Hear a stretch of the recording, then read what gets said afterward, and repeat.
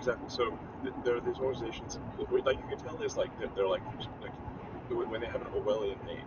So like the Center for Countering Digital Hate Right. is a total scam organization. Because they're like Ministry of Truth. Yeah.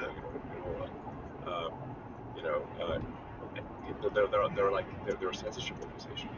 Yeah. And they organize and they pushed the advertisers to boycott. So we still have like some of the boycott is starting to lift.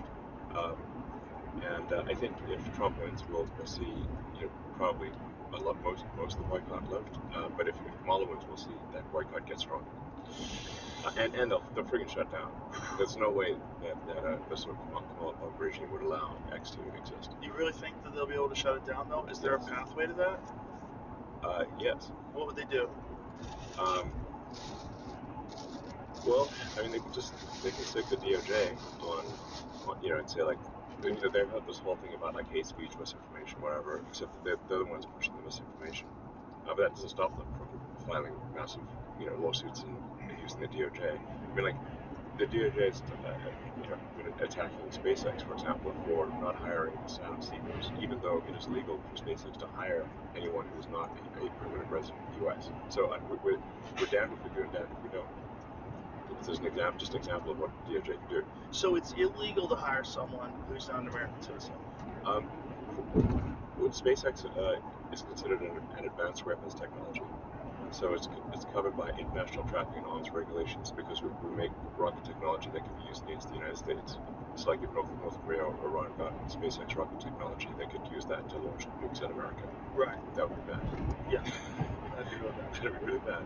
So we're since we are in like the most extreme category of weapons technology at SpaceX, under U.S. ITAR law, it is illegal for us to hire anyone who's not a permanent resident, because the presumption is that if they're not a permanent resident, they're going to return to their home country and take the rocket technology with them.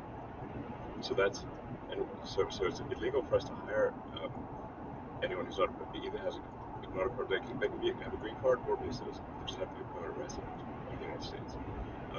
Then there's another law that says if you discriminate against asylum seekers, you're also breaking the law. So the DOJ can only do a small number of big lawsuits every year. Of course, a giant lawsuit against SpaceX, saying that SpaceX discriminated against asylum seekers. Or we're like, but it's illegal for us to hire anyone who's not a resident. So we're in this what I mean. It's like the Orwell situation is getting insane. Like, you're damned if you do, and you're damned if you don't. So you're damned.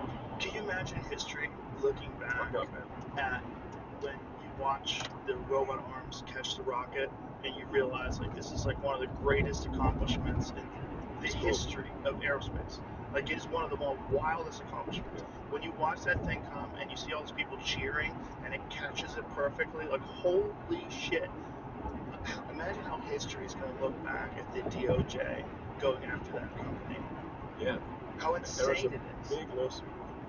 An army of lawyers. Like, this was not like some minor thing. But it doesn't even make any sense. Logically, like, how can it even get brought to court if it's illegal? Exactly. So that's what I mean. Like basically, if the government wants to go after you, they'll just find a reason. There's like that famous quote from Beria. Like Stalin's like chief torturer, the head of Stalin's secret police is like chief torturer, truly evil human being. Like this guy Beria. One of his famous quotes was, "Show me the man, and I'll show you the crime." Right. They decide that you're the target, and then they figure out the crime afterwards. That's the issue. They decided SpaceX was the target. They just figured out the crime afterwards. Which is so crazy because that's exactly what they're saying Trump is going to do if he gets into office. They're doing all the things that they accuse Trump of doing. Yeah. Openly. Yeah.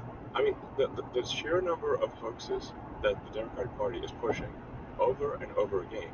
And it's like, look, I understand like politicians are gonna, exaggerate. They're gonna speak, and they'll tell occasional, untruths, whatever. That's how it is in politics. But when you have deliberate, concerted, repeated pushing of hoaxes, you're like, wait a second, like, come on, man, this is too far. And you're supposed to be the good guys. You're supposed to be.